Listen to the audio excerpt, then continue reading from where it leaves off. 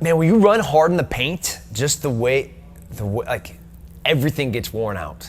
You know, whenever I finally make it to heaven, I roll up to the pearly gates, that beater of a vehicle, the hubcap's gonna be falling off, there's gonna be smoke coming out of the engine, that transmission's gonna be dragging underneath it.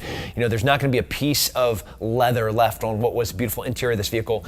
You know, that's what it's gonna look like when I pull up. And that's the way that I've been living my life. Fighting out of Austin, Texas, Tim From nearly 20 years as a professional athlete. Right now I'm 18 years in special operations. You know, like I don't know how many jumps I have out of airplanes or helicopters, you know, a variety of altitudes, sometimes in the trees, sometimes in water, you know, this has not been very forgiving.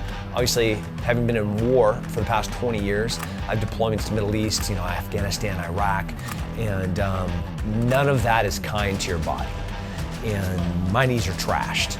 This isn't like, oh man, I got a little wear and tear. I think my meniscus is getting out. It's like blown out as I get hit by a Humvee, fighting in a UFC fight against Yoel Romero, and knee gets totally destroyed. You know, these are the catastrophic type injuries.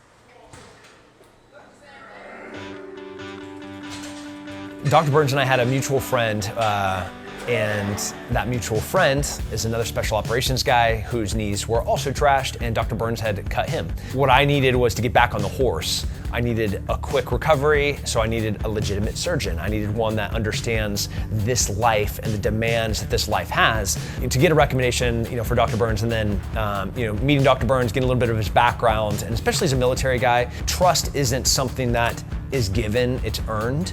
And when we're talking about having your body sliced open and having, you know, things cut out and replaced, trust is an important thing.